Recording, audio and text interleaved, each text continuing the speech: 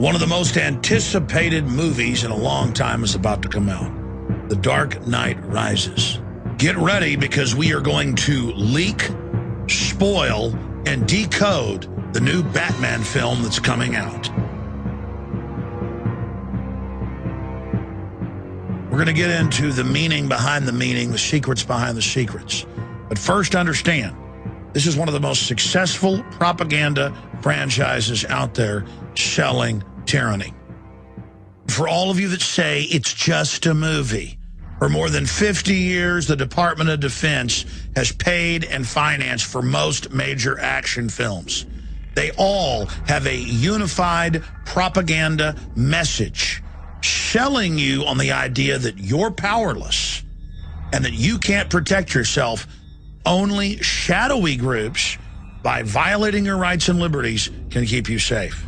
Throughout the Batman franchise, any vigilantes other than Batman, pathetic, fat, stupid, or psychopathic.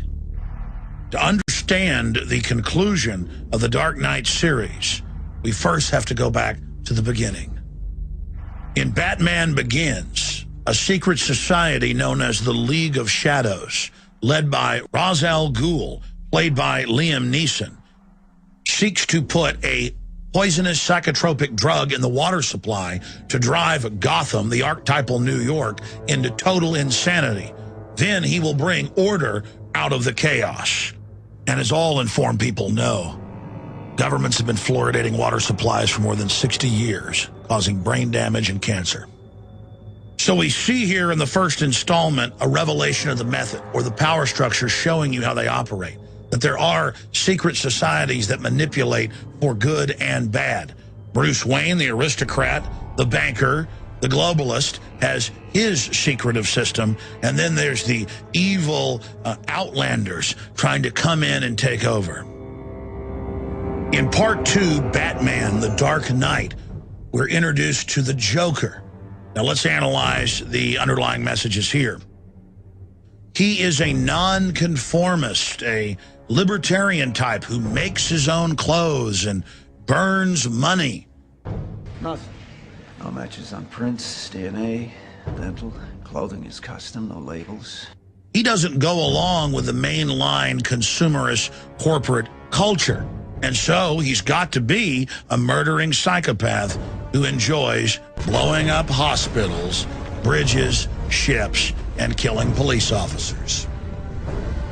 But our hero, the rich banker industrialist Bruce Wayne, have developed a system to hack into cell phones and use them to create a sonar system that can give them a three-dimensional, by using Defense Department technology they were developing to hack into all the cell phones and use them as audio microphone systems. They're able to save the city because they violate everyone's rights and spy on them without warrants.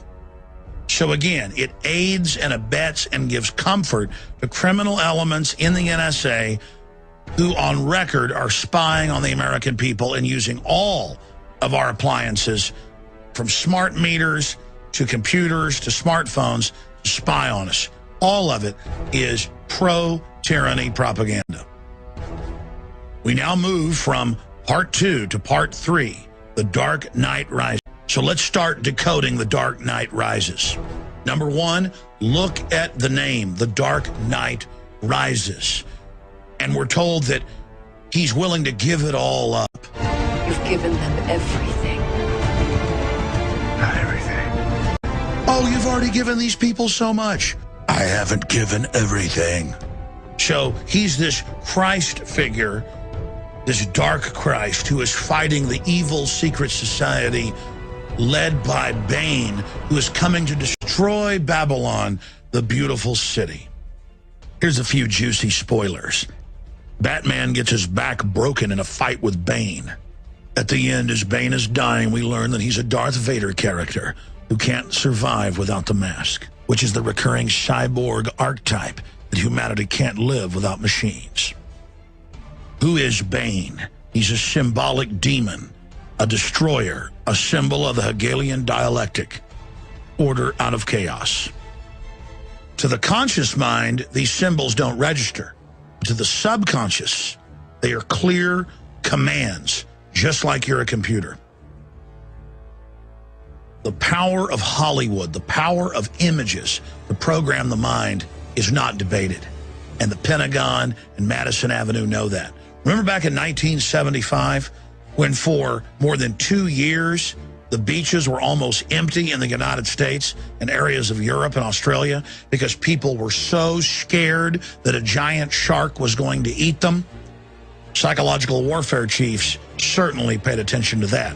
Even though on average, less than 5 people die a year from great white shark attacks worldwide, people would not go in the water and were demanding shark patrols and more lifeguards for a non-existent threat. And that's what these movies do, not just these Batman films.